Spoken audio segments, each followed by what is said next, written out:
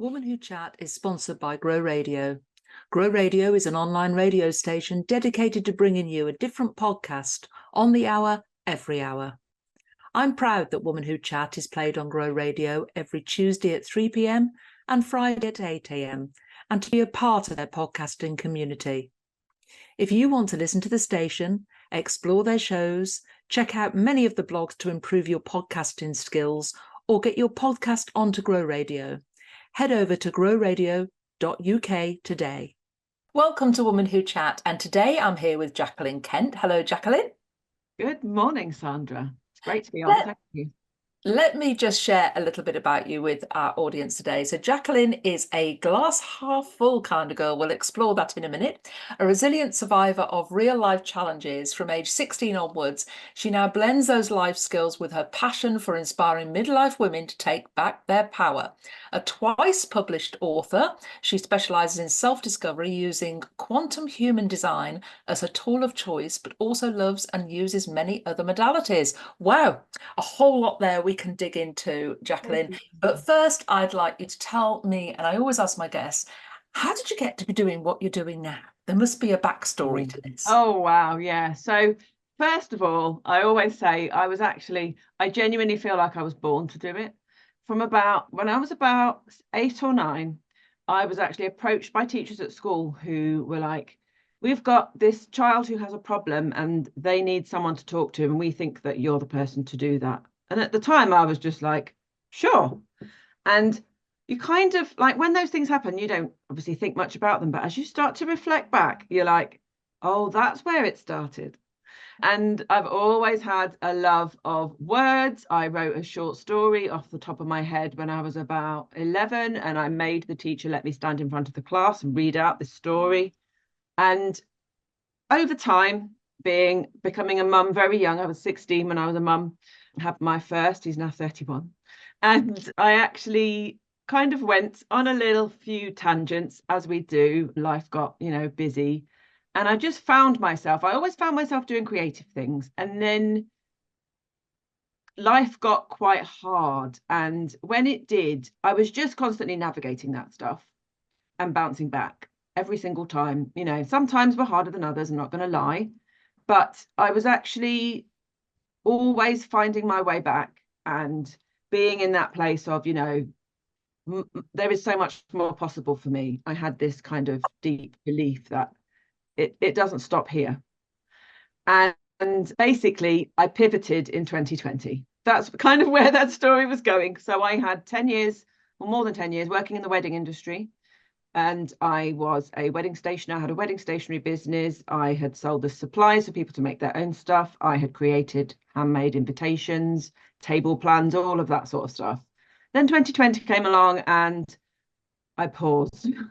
And the two main factors of stress for me in that year were I worked in the wedding industry and I was planning my own wedding. And it was that time where nobody knew what was going to happen, how it was going to play out, where we were going to end up. And I genuinely just felt like the universe has given me this big kind of signpost of reevaluate. Right, come on now. If you weren't going to pause before now, you seriously need to think about this. And so I just started to step into, right, what have I always found naturally the easiest thing to do?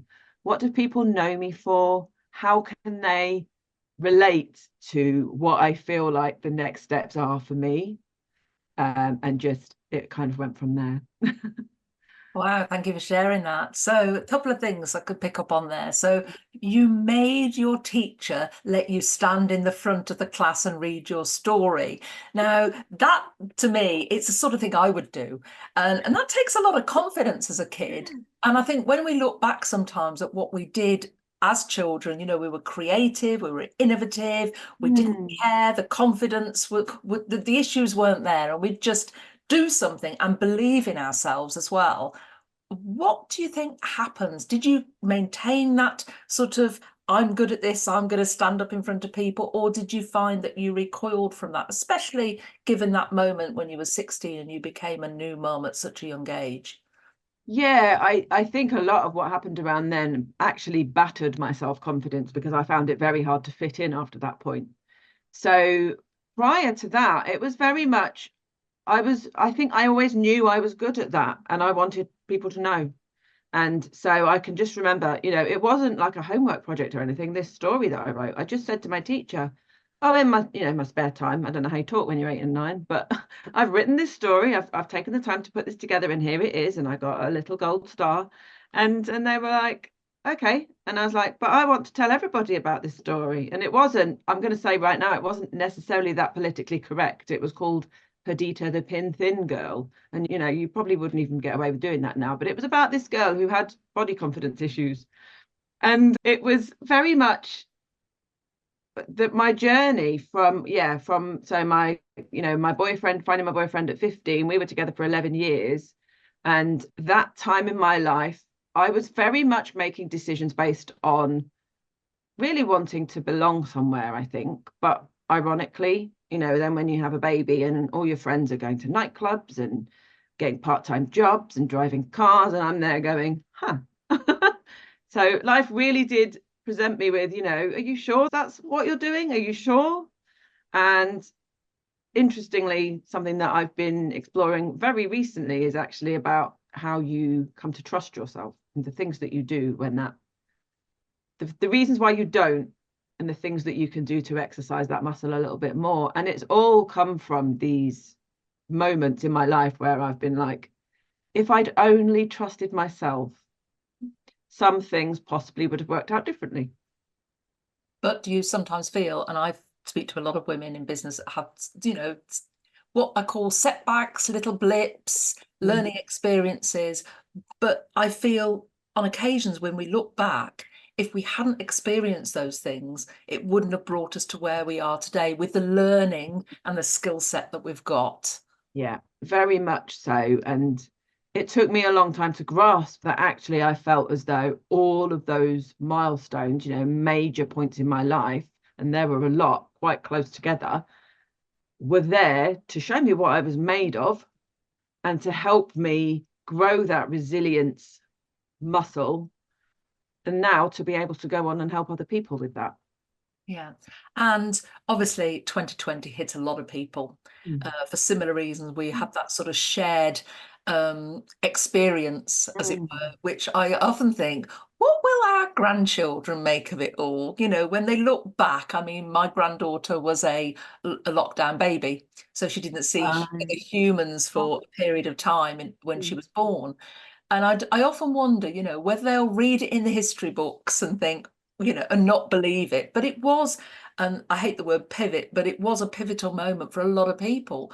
So, you say you do quantum human design. Now, tell us what that is for the idiots like me who haven't got a clue.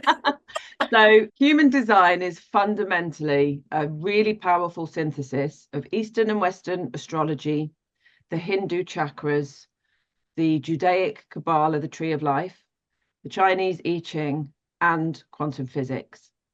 And the way that it works is with your birth details, date, time, and place of birth, you can find out, learn, and understand and see so much about partly your journey, but who you are at the core. And it really helps you gain an understanding of yourself that possibly previous to that, you might have been like not giving yourself permission to be that person. And then when you see this is actually who you are. So as a very simple example, what's my conscious sum, which is what I bring to the world, who I am in the world, is perspective. So talking about that glass half full thing, I've said that glass half full thing for years. It's what I've put on the back of my first book, which was 2018. I didn't discover human design until late 2021. And it was like, huh. So you kind of see things that start to make sense in a completely different way. And quantum human design is actually a recrafted language, the traditional that was discovered in 1987. The lady that worked alongside the man who downloaded this system, she actually works in the States, and she recrafted it into a higher frequency language so it speaks to your potential rather than focusing on parts of you that you feel you are not connected to or are missing. It really helps you understand the power of who you came here to be. Her name is Karen Curry Parker, and she's actually coming to England in April and wants to meet me. So that's quite exciting. Fantastic. And that's great when you study something at that level, and then you get to meet the person who created the sort of program or whatever it is that you're doing. I find that really fascinating because I think within us we've all got so much potential, but I think it's untapped. Yeah. Or we squash it, or we think, oh no, that's not a part of me. And I think everybody has their sort of, their creative side of their brain that perhaps they don't tap into on Mm. occasions or don't use and things like that. And I know that I'm great at innovating, absolutely great at innovating. I can be near water in the shower washing my hair, and I come up or break a bone in my case, and I Yeah. come up with fantastic new ideas and implement them. And we need to be constantly innovating throughout our Mm. business. Some business owners think they can't do that because, oh, I'm not creative. I haven't got that within me. I'm this wordy person and I'm just going to keep in my lane and whatever and not explore that creative side. So what would you say to those people? So one of the things that is interesting that's coming through a lot right now is we need to be more in flow and find the way to be in that state that allows those ideas and those things to come. We're also good at being busy, that we're not so good at stepping back and allowing that flow. So this is one of the things that I consciously make sure I make time to do. And so that is now becoming some of the work that I'm actually focusing on bringing in this year is creating projects that sit alongside my work in human design, but also introducing sort of like little projects. I'm a very creative, arty, crafty kind of girl. As I said, I used to create wedding invitations and handmade cards and all that sort of stuff. And I love cross stitch. Cross stitch is one of my favorite things to do for mindfulness. So I've actually been working on a cross stitch human design chart. I'm coming up with all of these innovative ideas that give people an opportunity to take a look at themselves while also just stepping back from the busyness of everything that happens in life, because it's so easy to be busy but not really allow yourself that time to just be and allow what needs to come forth to actually just find its way. And I get those periods in my life where I stop and I reflect and I start creating. Sadly, that's always linked to a broken bone, and that shouldn't be the case. It shouldn't be a life event makes you step back and do that. And so now I've learned to build that. I have these reflective weeks. I work on 90-day cycles. I have these reflective weeks built in where they are designed to create. What do you do? What do you take yourself away? How do you create? How do you bring that back to the fore? So a couple of things that I do. One of them is actually I try to keep very mindful of the phases of the moon, because when you're in the new moon phase, that's a great time for imagination and all of those ideas to come out. So I tend to block out the day when it's a new moon and just allow myself to think really big. I don't have a big to-do list on that day. It's more of a to-be list. So it's genuinely just I dream about the business that I'm going to build, what it might look like, without worrying about how that's going to happen. I just write about it, journal about it, draw pictures, and also on a more regular basis, because obviously that's only once roughly every 4 weeks. Generally speaking, most afternoons at about 4:30, you'll find me doing something that isn't work related. Not every day, as much as I can fit it in, 2 or 3 times a week at least. I have some time where I'm kind of transitioning from work to other stuff, and I'll either be doing some cross stitch or sitting and doing a little bit of colouring or something that just gives me that time instead of right on to the next thing and on to the next thing, because we're so good at those to-do lists, aren't we? Well, that's it. And we tend to churn through them. And before you look up, you think, oh God, I haven't eaten today. Or, oh, is it that time already? I need to get dinner on. Or I've forgotten to do X, Y, or Z. And we can just race from one day to the next without actually stepping back. And as you say, I love that to be list. That's a Mm, fantastic idea. And, it's finding that space in your life, whatever works for you, yeah, to be creative. And I think I've learned over time that for me, that is taking myself out, sometimes without my phone. Maybe it's a dog yeah. walk, or Mm, maybe it's washing my hair, or having a pamper morning, or doing it doesn't necessarily have to cost money, does it? You don't literally um, have to take yourself away to do that. Do not disturb is one of my favorite settings on the phone. So I will put my phone on do not disturb, and then it's like, I know there's not going to be anything urgent, and it is okay for me to perhaps for 1 hour not be constantly distracted by the pings, or the pings and arrows of outrageous fortune, as I like to call them, where you're not thinking constantly, who needs me? Where am I supposed to be? What am I supposed to be doing? And you can just, write about the things that you'd like to be. So, for example, you could use that time to make your to-be list. What would it look like for you? Would it be, you have 3 things that you would like to have in your world that aren't currently there, that give you that little bit of time where you step back and you're like, this is not about doing, this is just about being me, being present with my thoughts. We're very guilty of trying to squash some of them down, ignore them, use them in some way as a tool rather than just recognizing them and just being with whatever they are. And that's, it's great. It's having these. I mean, I buy journals and they sit on the shelf, they go dusty, and I think, oh, I forgot I bought that. But actually, I do now empty my head. I get better sleep through it as well. If I get an idea, I capture it. Woman Who was an idea written in a book 10 years before it even launched. Yeah, I love that, because I'm having that conversation with so many people. They're like, you wouldn't realize how long this took to come about. It wasn't an overnight thing. It was just, it started with a seed. And what was I just going to say then? There was a thought that came to mind and I can't think what it was. Something that you said. Remind me what you said. I was just saying that Woman Who was sat in a book, in an ideas book, 10 years before it Oh, actually launched. Yeah. I know what it was. So when I was younger, I was bought my first journal when I was about 14. My gran was very much into her writing, and I'm a lot like her. She was an amazing woman, and I used to use that diary whenever I felt like I needed to let off steam. And what I did was I used to say thank you to it for listening and not answering back. And then the other thing that I always remember was that it was a space for me to just put everything down and not have any judgment on any of the thoughts that might have passed my way.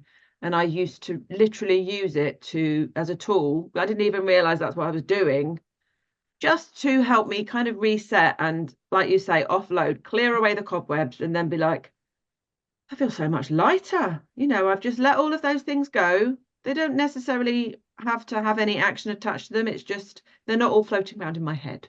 Yeah, you just triggered a very early memory for me, actually. I Oh, used to write everything down. It was like a diary, but it was more of a notebook. And I used to write just my thoughts and everything, about 14 years old. And it all used to go in there, first kiss, I mm, fancy him, I wish I was prettier, I wish I was thinner, all those things that used to come into a teenage mind. And I used to hide it, very well hidden, yeah. because I used to just share everything in there. And my mother found it. And I Wow. had such a telling off for writing things down that Mm, I actually stopped it. And it wow. was such a shame that she cramped that creativity that was coming Mm, from me. And I have got a creative I used to make all my own curtains. I used to make all my own duvet covers. My sewing machine was always at my side. And I've sort of squashed that creative side of me. And you've ignited that in me now, thinking, actually, I'm just going to get my sewing machine out oh, I again, love I that. I love that. Yeah, but I mean, with the whole, with the whole boyfriends and all of that sort of stuff thing, the main diary that some people have read snippets of, because I actually used the day that I found out I was pregnant at 16, I wrote in my diary. And that actually was the opening page for my memoirs, because it was such a, moment. think. And, some of the hardest times of my life, I journaled about them, I wrote about them. I used to write letters to people, but never send them. And I always found that such a powerful way to just release all of those, blocked up emotions. And so when you have that feeling of like worrying that somebody might read it or something like that, it puts a completely different spin on it. It Yeah. really does. And it can change whether you do it or whether, decide not to do it, as you sort of did. And I think that's always been my blocks ever since, who's going to see Mm. this? Where can I put it? And, I live on my own. There's no, Reality, yeah. but it's that reminder probably. And that's what it goes back to. And I completely forgotten about that. So thank you. Oh, Probably welcome. make me more comfortable with my writing down and knowing, well, if anybody else reads it, I don't really care now. That's it, exactly. Yeah, you're free to be, honest with yourself. This is one of my things. If you can't be honest with yourself, how can you find ways to be honest with other people, be upfront, be who you actually are, if you're not just being honest with yourself first? Yeah. So anything exciting other than your creative projects? Anything else exciting on the horizon for you? Yeah, so I mean, I've got quite a few, obviously now, like at the point of recording this, but I do them throughout the year anyway. I'm doing a lot of in-person events at spiritual and well-being events, and I tend to do talks about human design as well. So I always really look forward to doing those. It's nice to bring something out that a lot of people, much like you've said, either not heard of, not familiar with, or would like to know more about. I'm very much looking forward to my meeting my mentor in April. But again, that will have happened possibly by the time this has gone out, and I'll be raving about that, I'm sure. So yeah, the projects and things that I'm bringing into my business, I'm very excited about because they really blend a lot about who I am with my business rather than them just being something that's for me. And I'm bringing more people into the 3-month one-to-one work that I'm doing, where we kind of go through human design to help them really get clarity on some of the bits and pieces that when you read it, it's great, but it doesn't really land in quite the same way as when you have a face-to-face conversation with somebody about it. So who knows what else is going to be coming as a result of that. I'm always generating new ideas and coming up with stuff. So Perfect innovator. So I always ask my guests to leave the audience with a piece of advice or a top tip. What would yours be? oh well, so one of the things I'm really exploring at the moment is all about trust. So it's a piece of advice to remember that no one knows your business better than you. When you trust your decisions, you need to practice exercising that muscle by asking other people what they think or what they would do in your situation. You actually defer your power and you kind of weaken your own self-trust. The more you trust in your own decisions, the more trustworthy a businesswoman you get to be, and the easier it is for you to have those two-way trust relationships with people. I love that. I love the word trust. Mm. Huge word on my values, trust. It's been great chatting to you today, Jacqueline, and I would just like to say thank you very much for sharing your story and what you do. That's Jacqueline Kent. Thank you very much. Thank you.